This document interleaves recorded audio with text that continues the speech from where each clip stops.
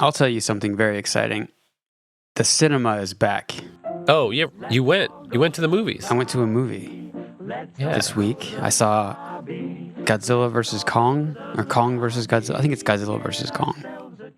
Okay. Totally batshit movie.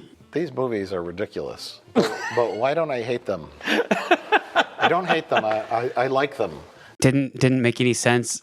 It seemed like it was a sequel to a movie I hadn't seen, which it kind of is. Apparently, like there is a Godzilla movie that came out 2 years ago that it's sort of a sequel to. But then I did some research when I got back, and I found out that because there's a lot of plot points. There's this little girl who's like indigenous to this island who speaks sign language to King Kong, and I was like, are we supposed to know who she is? Nice. Okay, that makes sense. But apparently the story is, she got orphaned because of a storm that happened on the island that killed all of her family. That didn't happen in the last movie. That just happened off screen. Every major character had like a loss of a brother or a husband or a wife or a dad, but they all happened off screen. So you get like scenes of people just holding photographs, looking at them. You're like, who the fuck is that? But they don't tell you? They tell you. They exposition it in the movie. What does exposition mean in this They're like, case? As you know, my brother died while traveling to the center of the earth looking for the hollow earth. And they're like, yes, we know. That's why you want to go back. I'm like, well, we didn't know that until now. So that's his motivation for wanting to do this dangerous thing. It doesn't matter. Anyways, it was a totally batshit movie, but it was really fun to go to the cinema, have some popcorn. Speaking of shellfish allergy, have we both been watching Happy Endings? I watched a few episodes, but it really feels so much like Zooey Deschanel's. Well, thing. what I was going to say is we put it on as like the easy thing to watch, but we had this conversation last night where it's like, man, this show is kind of rough. There's funny performances and there's occasional funny scenarios, but like you think about Always Sunny being even older than that show by 5 years, and how well Sunny stands up to the test of time, and how this show just feels like it was made in 2012. Right, 2011. Like it seems so dated to me in a way that Sunny's not. To me, it doesn't feel dated, to be honest. It seems very modern and millennial, or whatever you want to call it, to me. The difference is that I think the target audience and what they're trying to do is different. I think that, of course, it's like a soft version of Sunny, where it's like, yeah, all these people suck, but here's a happy ending. Like, okay, no pun intended, but like things are resolved in 22 minutes. Well, I think you're describing a sitcom. I am describing a sitcom, and I'm telling you, I'm describing a sitcom because I think that's why I love Sunny so much, is because it's not that. Right. And here's the thing. So my view on Happy Endings is, and the reason why I don't like it, and the reason why you feel that it's a guilty pleasure of sorts. Yes. I think it's because we are so far from its target demographic. Yeah, absolutely. In that 15 years ago, or let's say 20 years ago even, when we were like in high school, maybe, sure, we probably could have sat down and watched a movie, a TV show like that.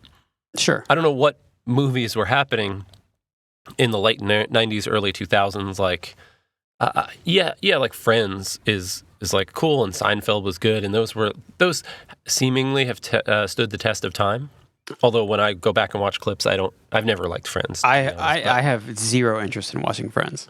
But what I'm saying is that if you were to take one of those sitcoms from that era that didn't last 10 seasons and make a huge international mark on history, they would seem, I think, so terrible and dated.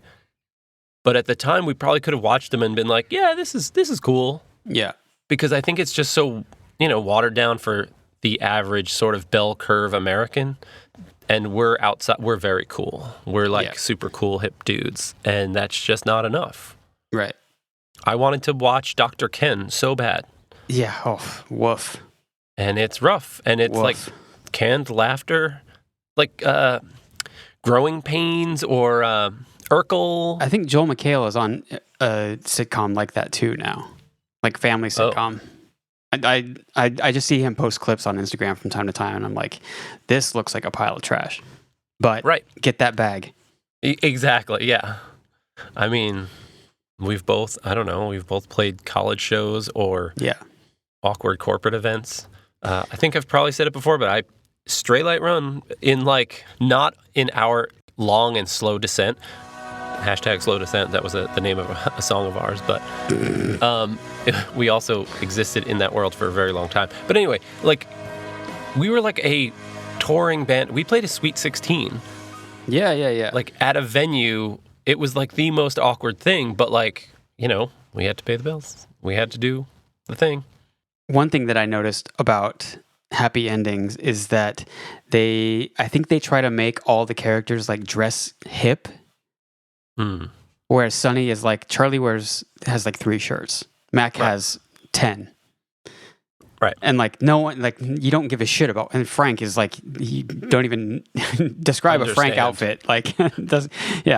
He's typically wearing a shirt and pants. That's the best I can do to describe it. I think that's part of it for me. It's just seeing that fashion from them being oh yeah, they're just, it's kind of how I pointed out that all the Sonny characters, or I guess mostly D, was wearing Urban Outfitter stuff. This feels like this is the H&M show. Right. Well, I think the reason why you brought it up is because it's an analogy for the overall picture. It's not just the visual of the show. Right. But it sort of seems like you can, even at the time, you probably could tell that the jokes were very current and maybe not classic. The styles are very current, maybe perhaps not classic, I mean, in that sense, Charlie Kelly is one of the most realistic sitcom characters ever, because you see him wear the same shit all the time. He has the same pair of shoes, I think, the entire series. Those Vans, I think that he's worn the same pair. Right. And I mean, it could be a new pair, but how many people do you know that they like something and they just... He posted something last year about how he was wearing the same shoes that he wore in season 1.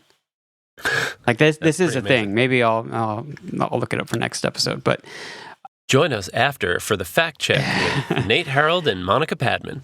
But it's the sitcom thing is these people keep getting better looking and they never wear the same thing twice. Right. And then Matt got really fat, bought Tommy Bahama shirts, and then it continued to wear them after he got skinny, and it looked hilarious because he bought all new clothes when he got fat. Right. Well, that one's interesting because isn't Tommy Bahama really expensive? Maybe. I don't know. I thought there was a thing where it's kind of a rich person's I think vacation it's more, stuff. Yeah, I think it's more on the look of a normal skinny looking guy wearing a gigantic tent of a Hawaiian shirt. Yeah. And the Hawaiian shirt being it's comically the muumuu of for it's for men. fat guys. Yeah, it's just this kind of billowy shirt. Yeah, it's almost a blouse. Is there anything else you want to talk about? I mean, I just like talking to you. I want to keep talking to you. I know. Jeff Bezos going to space. Oh, sick. Yeah, fingers crossed. Not that I want, but I mean, I don't know anyone in the world who isn't thinking, maybe that rocket. Wild card, bitches! Yeah!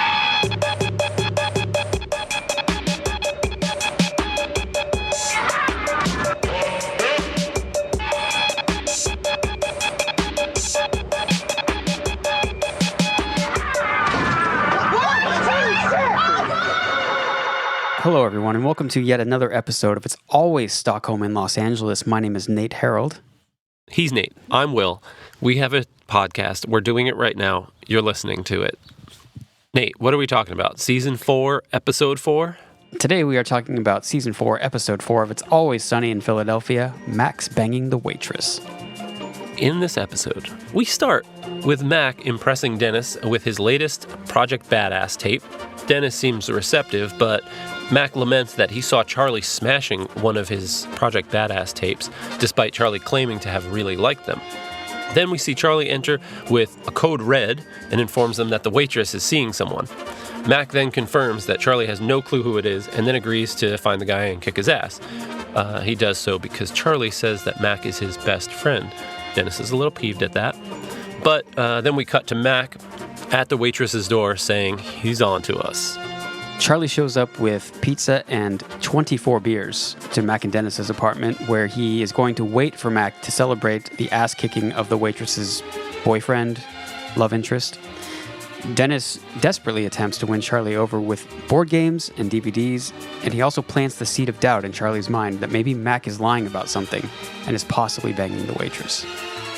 Mac gets home very late, and an extremely drunk Charlie, the 24 beers that I previously mentioned, interrogates him awkwardly, then sleeps in Dennis's room to spite Mac. Later, Mac enters Dennis's room and secretly confides in Dennis that he and Dennis are in fact blood brothers and that he is going to bang the waitress in retaliation for Charlie smashing the Project Badass tapes and needs to use Dennis's room for the banging, per the waitress's request. So when Mac and the waitress get into Dennis's room to bang, waitress recovers her sex tape and destroys it, and then she tells Mac that she's not actually going to bang him yet. She has to do it at Charlie's place. Mac agrees. He gets excited about rubbing his face in it, but on the condition that they dress like Charlie and Dennis, insisting that she, the waitress as Dennis, bang him, dressed as Charlie, from behind. Now, Charlie and Dennis are listening on the friendship Walkie Talkies that Mac secretly gave to Dennis, and they are disturbed that Mac wants this kind of role play, so they decide to bust him by hiding in Charlie's apartment and confronting him.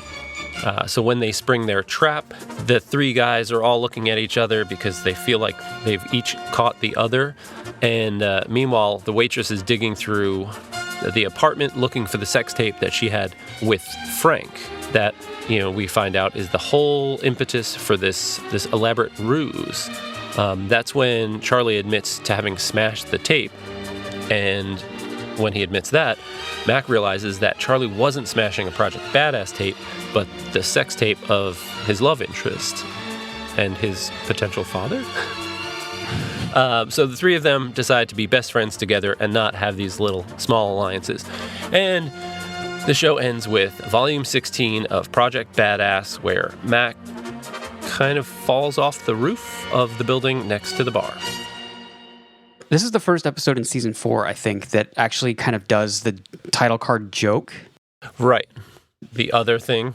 Because it's such a tightly edited, quick thing where they're in the bar, and then there's a very quick cut to Mac knocking on the door of the waitress, and then boom, Mac's banging the waitress.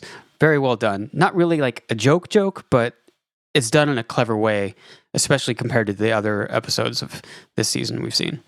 It's weird because preceding that cut to the scene where Mac is at the waitress's door, he says he's not banging the waitress. So to me, the classic thing is where the title card reveals the truth. Yes. Which is the opposite of what they just set up. Right. Yes, that's the best format. Yes. That's the number one. Yeah. And this one's close, but they set it up like that. Yeah. But then they give you the reveal visually before the title card, right? Right.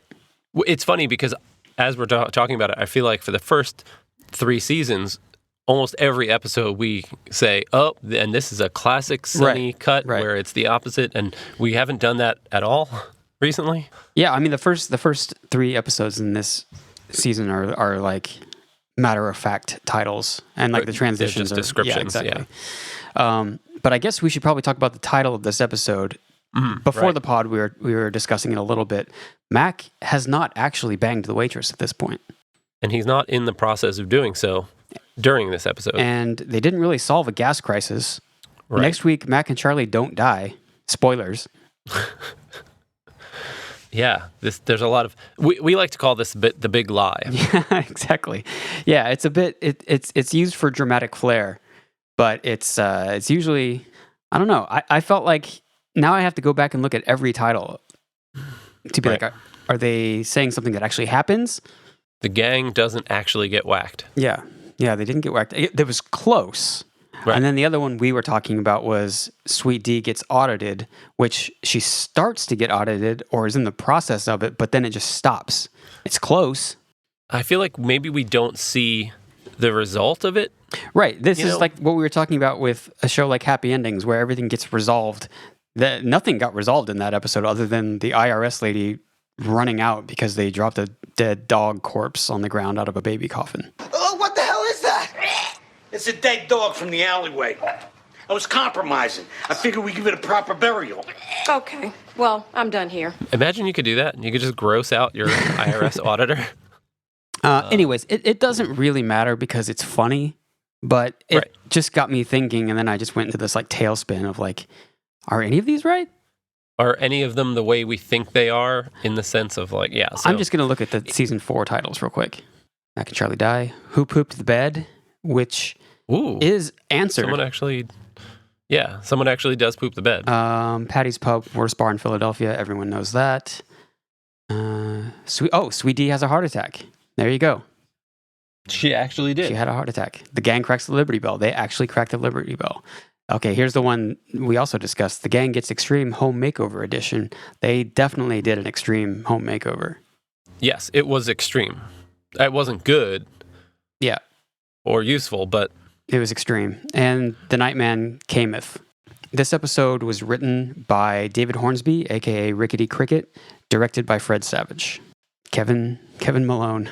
Oh, when that 7-year-old drops a giant pot of chili on the office floor, it's crazy. Well, okay. This is also a weird episode because we don't see Frank or Dee at all. At all. Not even, I don't know how they were credited, but I think... They're in the credits, the opening credits, like they always are. Right, but they're like, they don't have speaking lines. You know, do you think the budget was just a little thin? Right. And they were like, well, we can't pay royalties. This is just the core 3 of them. Well, I have a theory that is not confirmed as to why Caitlin Olsen is not in this episode.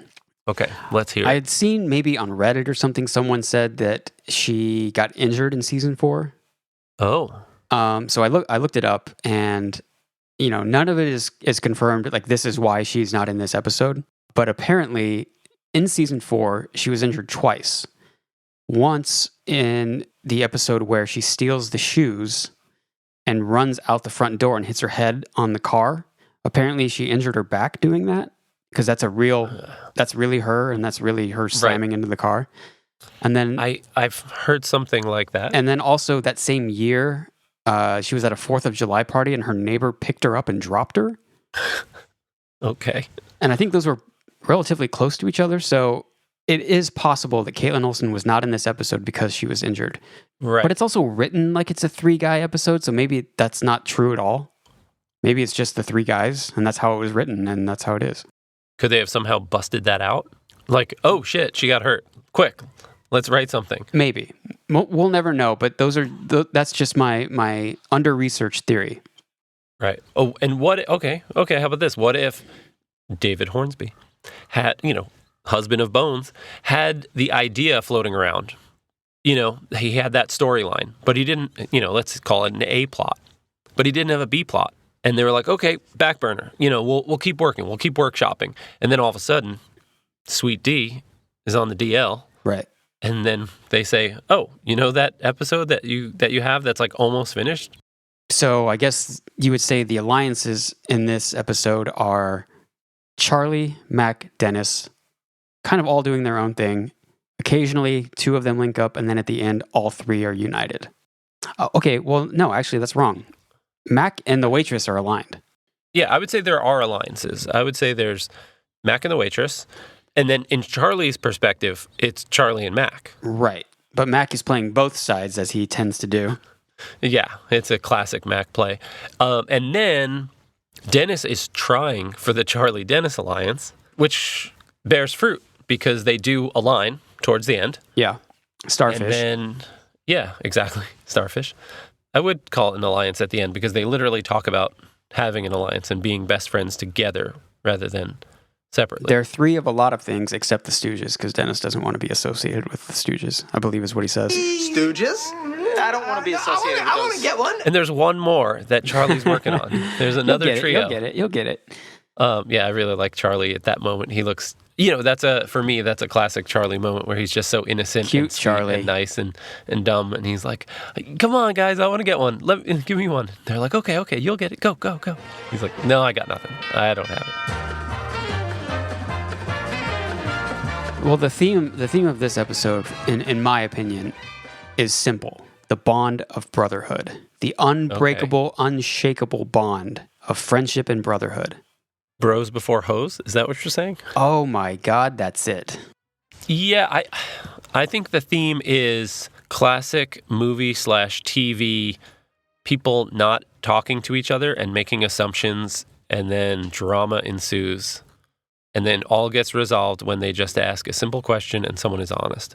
Yeah, because all of it could have been resolved if Charlie would have been like, yeah, I found a tape of my dad having sex with the love of my life, so I destroyed it because it was very traumatic for me. Right. Or Mac saying, Charlie, I thought you liked Project Badass. Why did you smash the tape?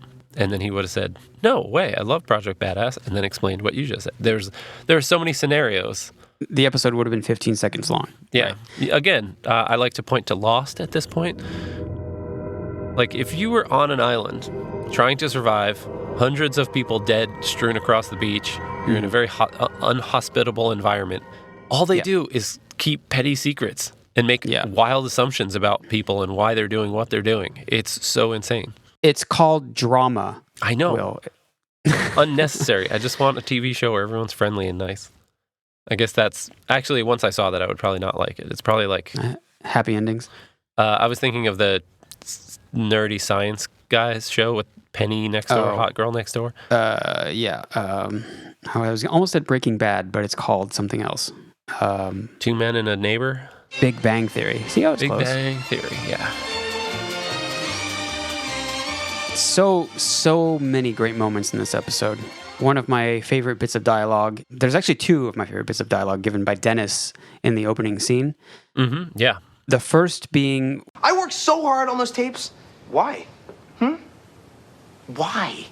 Which is funny because he does like them, but he doesn't understand why he put so much time and energy into them, which... From his perspective, it probably just looks like he's just like filming himself falling down and like riding a bike and stuff. It's not super advanced stuff. But this is a classic moment, and I think this happens when I watch Always Sunny. I just think I have fun, it's dumb, it's clever, but then when I like see the interviews or when I start to dissect it, I'm like, man, did they plan this out?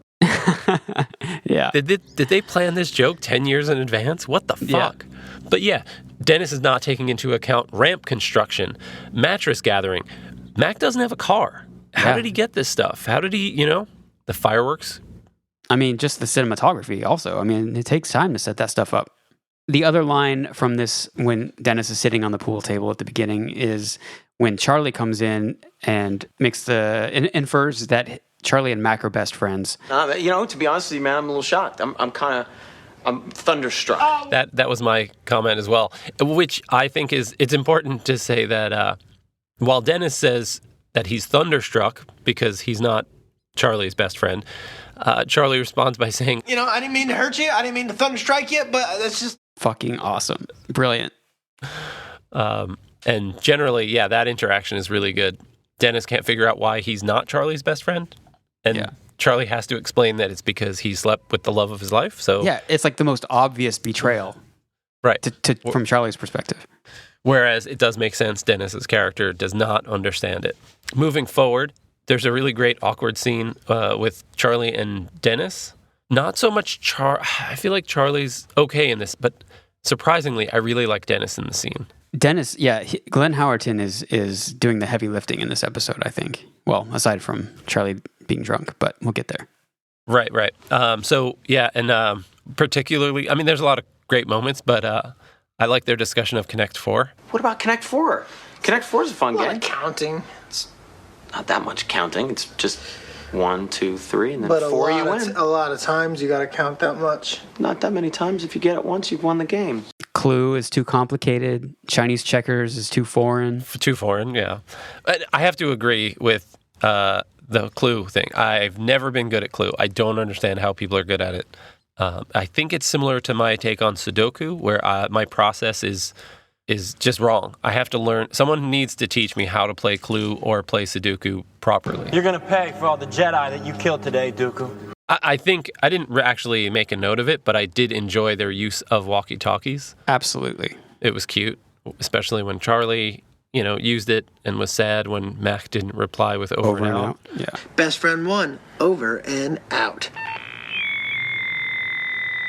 He forgot to say over and out. I can't believe that. And then I thought it was a hilarious thing because Dennis was really jealous. That he didn't get one. And then when Mac tries to get Dennis on his side, he gets Walkie Talkies just for them on a different channel. They're like elementary school level boys in that sense. Right. But at the same time, you could see yourself getting excited about that to the point where you actually did buy Walkie Talkies for us. Yeah, I was going to say they're mentally elementary school children, a.k.a. us. Late 20, early 30-year-old touring musicians. Moving forward, probably my second favorite interaction in this episode is Mac and the waitress talking in her apartment. The waitress says she has to get something from Dennis's. Mac instantly, like it's edited so fast, says, "Is it a sex tape?" And does this face at her. And she says, "No." And it goes back to Mac and he has this eyebrow like super arched. Right. He's forcing the truth. He's got like a truth ray. You know what? I just need you to get me in Dennis's house alone so I can get something back from him. What? None of your business. Is it a sex tape? No? Yes? How do you know that? I don't know. It's so fucking funny. And it's like the way that it's edited is like they're basically talking at the same time. It's so fast, but in a very, very well done way. Well, it is, but then there's also the pause where Mac pushes it. The pregnant pause, absolutely. Yeah, it's so good. He knows it, and she knows he knows it, and she just has to come clean. She lied, and then like as soon as she lied, she was like, "Nope, he knows." Yeah, that is a great moment.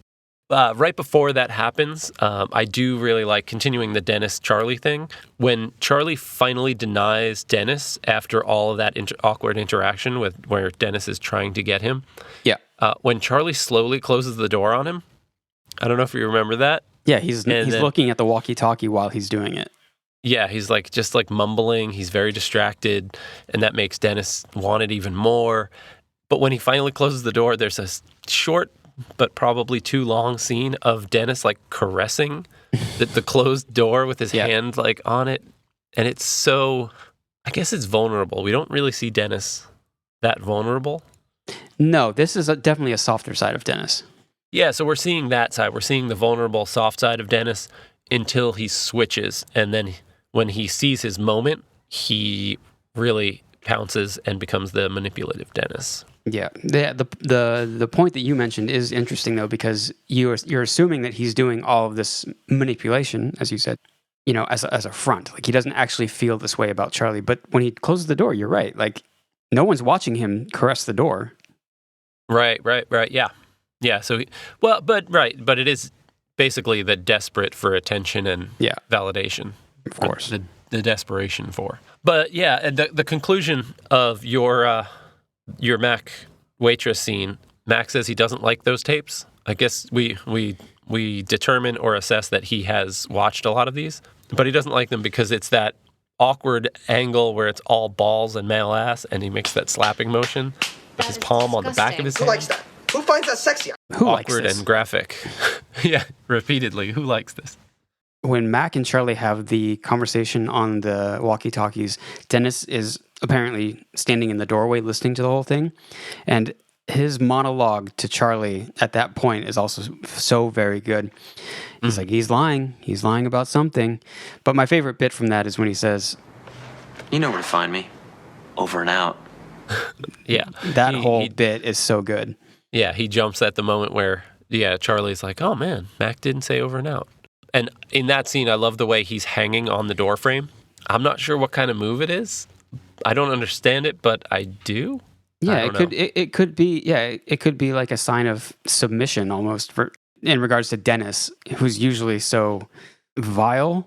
Yeah. Here he really appears to be caring about Charlie, and he's just like, yeah, this is his transition moment where he goes from soft and vulnerable, desperate for attention, where he's like sowing the seeds of doubt and transitioning into manipulation. Right. I guess you probably want to talk about Drunk Charlie next. I do. I think this is probably the most important highlight to discuss, because this is what I would describe as world-class top-tier acting by Charlie. This is a man who has done his research about being drunk, and he nails it. Here's the weirdest part. When I think of this scene, I enjoy it. When I watch this scene, I don't enjoy it. Okay. Actually, I do enjoy it, but I enjoy Mac in this scene, which is weird. But like when I think back and I think of him, especially when he says, Oh, that's right. I ate all the pizza. And I drank all the beer. I don't know. There's something about it when I'm watching it in the moment. I don't love it. But when I think back on it, I do. And from a technical perspective, you have to agree that that is some amazing drunk acting. I don't know. It's so hard. I guess I just think drunk people are annoying. So sure, maybe I feel like a chip on my shoulder. I've never been drunk, so I don't know what it's like. Your opinion is not very valid here. I'm telling you, as a habitual drunk guy, right? It's really good. But it's the weirdest thing. I should be the expert because I've been around drunk people. Yeah, you should be, but you're also not. I know, but think about it. You're not drunk when you're watching it. You're watching someone else act drunk. And fair. Okay, that's a good point. Yeah. I've been sober every time I've been around a drunk person, which your percentage of being sober around drunk people versus being drunk around drunk people is probably way different. Yeah. Granted, you're right. Now that I think about it, even drunk people are probably more around drunk people when they're sober. But I don't know if that counts in regards to like paying attention to things they're saying and how they're saying it. I'm saying even if people that drink are only sober a small percentage of the time that they're around drunk people, it's probably way more than I have, because when people start getting drunk, I usually am like, cool, it's been nice. It's 10:30 p.m. I'm going to go home. Bye. Yeah. I'm not going to hang out until 4 a.m. But okay, let's keep going with this. What's really sticking out? I think the way that it ends is pretty good. I think that's probably my favorite Charlie line in this discussion or this conversation. When Dennis says, "Do you want to come in my room?" and Charlie says, "I think that sounds just fine." The transition into from Charlie Mac to Charlie Dennis. Yeah. And I think it's so perfect when Dennis opens the door. He slowly swings the door open. I don't know if he's on the door frame again, but you don't see him opening the door. Right. The door just kind of slowly swings open, almost of its own accord. He's almost like he's like a vampire, like bad guy, like the big bad end guy. Yeah. Like it's almost supernatural. Like he's laying a trap and blah blah blah. It's really creepy. So when Charlie goes to sleep in Dennis's bed, and Mac comes in to wake them up, that interaction for me is great. Because Charlie wakes up, Mac is somehow hiding under the covers, thinking that's good, but Charlie immediately dives under the covers and say, Hey, Charlie. What is this? What am I seeing? They try to convince him he's sleeping, and eventually it ends with him peeing the bed, which he was repeatedly told not to. Yeah. And he says, what does he say there? Oh my gosh, if I'm peeing, wake me up. An interesting point that I wanted to bring up, this is pure speculation. When the waitress and Mac are looking for the tape in Dennis's room. So from what I can tell, there are 4 drawers on this cabinet. I'm assuming that Dennis's tapes go on, there's probably drawers all over. Right, okay. So Max says W through Z, and she's like, my name doesn't start with a W, and she's looking in a different drawer. Right. Since it's 2 drawers away, my best approximation is that she's looking O through R. Oh, interesting. So her name begins with an O, P, Q, or R? Potentially. Well, we're never going to know the waitress's name. Like, that's going to be the joke for the end of this series. But that's just something I noticed. If they're going by 4 letters each drawer. Well, all right. So what makes you think that there are 4 letters just because W through Z is W 4? Through Z. Yeah. Again, this is pure speculation, and I'm just throwing this out there. I like it. But here's my thing. I know what you're going to say. I don't know if the distribution works. I know. But here's the crazy part. Since we don't know that, I'm just filling in the gaps. Right. But since we don't know what the name distribution is, it would seem like WXYZ would have much fewer tapes. Did you see how many waitresses were in there? Right. That's what I'm saying. We're not taking into account the fact that he doesn't know everyone's name. So there are a lot of nicknames. Yeah. B might be huge because it might be blonde from somewhere, or blonde from somewhere, or brunette. The Jeff Winger phone. Phone name. So B might have its own drawer. Yeah, I know. I thought about all of this. I'm just trying to speculate here. Get a theory going. I could see her name being Rachel. We'll never know. It was just a fun thing I thought I would bring up.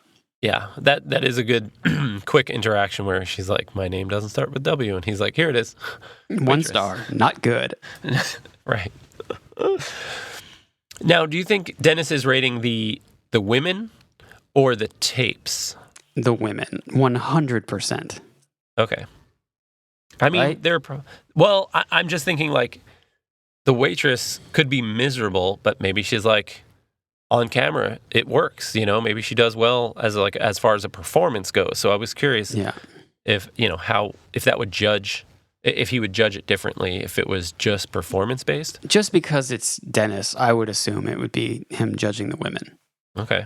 I mean, still judging the woman, but the woman's performance on tape versus could be. Again, we're not going to get the answers. This is again like Lost. We're not going to get all the answers we need. Yeah. Dennis's mind, it's a very dangerous place to explore. I also like, speaking of tapes, later when Dennis is saying that they need hard evidence of Mac and the waitress banging. Yeah. After Dennis immediately betrays Mac's friendship by telling Charlie.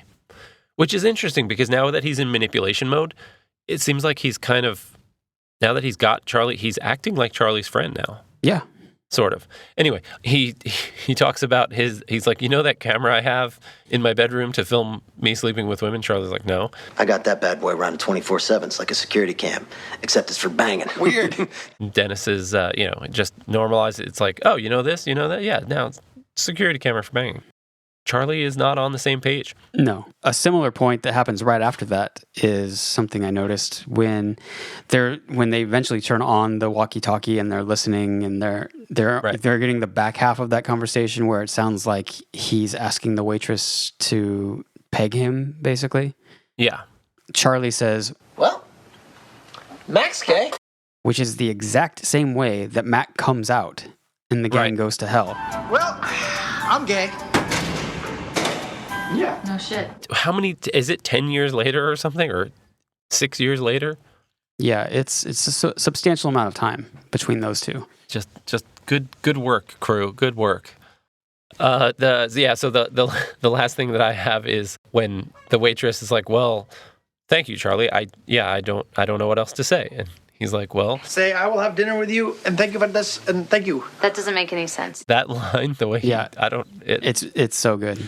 I don't know why he puts on the accent, and you would think he'd be more nervous, but he's almost like making fun of her. Or maybe he starts to like goof around at the end of it when he, to distract from the say, we'll have dinner with you and thank you for this and thank you, and making it seem. Yeah, he's lightening the mood a little bit. Right. Yeah, making it goofy and he's probably feeling vulnerable at that point. Yeah. It's time for Shallow Dive with Nate Harold. In this episode, we get to hear Whitesnake's Here I Go Again a couple times, right? I think it's the theme for Project Badass. Right. So the opening and the ending, yeah. Yeah. I can't remember why it came up a few months ago, but I did a little research into the song because I think I was like looking for the video because I vaguely remembered it. And then when I typed it in, I was like, oh, there's an older version of this too. And I sent you the video, and the video just visually is hilarious how different the 1982 version is to the 1987 version. I didn't watch both, but yeah, right. I was unsure what was happening because I was like, I know this is different. Even the intro, and yeah, I thought for a second it was a cover of it, and then I was like, wait, but this sounds like late 70s. I would encourage everyone, if you're a fan of 80s metal, is to go back and watch the 82 version and see how different the band looks. Because it's just like, it's David Coverdale looking like a rock god, and then it's just like normal dudes wearing their street clothes playing this like bluesy rock song with a line about a hobo instead of a drifter. I thought this was a Shreds video. I thought it was like the fucking best Shreds video ever. Whitesnake apparently is like the Tame Impala thing. It's just David Coverdale, essentially. I mean, he works with other songwriters. The cover of the 87 Whitesnake album, also called Whitesnake, has 4 other dudes who are totally different from the Whitesnake in 1982. And apparently, by the time the album came out, none of those guys were even in the band anymore. And so, like, the video is just like all new guys, and apparently, it's just like a cycle thing. Yeah, I would recommend everyone listen to it because I had never heard it, and I couldn't figure out if it was a cover or the original, which Whitesnake covered, but it said Whitesnake, so it was still them. And then I thought maybe it was a Shreds video, like that Robocop clip that you sent me, which is fucking brilliant, which is super convincing. Oh, what is that called? Everyone look up Robocop. It's called Robocop Scene. Hang on, I'll tell you what it's called. Robocop Scene 27. If you want to get traumatized. Yeah. See how long it takes you to figure out, or show it to your friend and see how long it takes them to figure out that it's not real. Because I was convinced for way too long. And then I was like, did they cut this? Is this the director's version? And then, at some point there's a tipping point and you're just like, oh, this is a fucking brilliant, amazingly well done. Really well. Like, they spent some time and money on that. Yeah. Who spends that kind of money on like a fucking joke to recreate Robocop? It gets there. Anyway, that's what I thought of this. I thought somebody went through all the effort to redo this as a different version just to substitute one word. And I was like, that's weird. And I'm also just going to put a disclaimer in there. RoboCop Scene 27 remake is not for everyone. Not for the squeamish. Yeah. Spoiler alert / no, trigger warning. If you don't like to see people's dicks get shot off, then don't watch it. Simple as that. Not suitable for work or a lot of other places too. Well, I thought this was a pretty good episode. It's a little weird not having Frank and Dee. Yep. But at the same time, I hate this term, but bromance, this is a really good example of that. And it's fun to see our 3 guys uniting under one common flag of brotherhood. At the very end. Yeah. So I would say this is a B+, something like that. Again, in the context of season 4, it's just, not as good. But I liked it. I liked it too, but I'm going to have to say, and I hope you're sitting down. It looks like you're sitting down, but maybe you're squatting. You've been squatting this whole time? Yeah. I'm going to give it an A-. What? This is a first, folks. Well, I guess we weren't grading at the beginning, so... Yeah. This is the first since we've started grading. You'll never know what those first few episodes got. It's... I don't know why. I just had a feeling. Maybe it's because of how I woke up today, but maybe it's just because I like doing things different. A- for me. Well, I mean, part of me is kind of psyched that you're shaking things up. Gotta keep them on their toes. And I, of course, agree with you. The spark isn't quite there, and then when you know what the next episode is, it's like, yeah, this isn't even close to that. So, I guess that's all I've got. Time to feed some chickens. I would encourage everyone listening to this to go to the Apple Podcasts page, the whatever podcast service you use, and I would click on subscribe. And if you're feeling it, there's an option to review us. I would say 5 stars, of course. I'm biased. Also, I would say write a review if you're feeling it. If you need a creative outlet, call us names, tell your friends. I just hear this, and I think just shameless promotion. I just find it pathetic. I don't know why you're doing it. Yeah, you're right. It is pretty pathetic. It's so pathetic, in fact. That, I don't know, if I were someone listening to this, I would probably go on Twitter and say something. I would probably go to @alwaysstockholm, and I would probably be like, yo, I listened to your podcast. Stop begging, It's beneath you. I'm following you now, but please stop. It's stupid. Or if I was under 30 years old, I would probably follow you on Instagram @always_Stockholm and send you a meme about how lame you are and how much of a sellout you are. And okay, all right. Well, I'll see you here next week for season 4, episode 5 of It's Always Sunny in Philadelphia. It's a sad one, folks. Peace out. Love you. You're the best.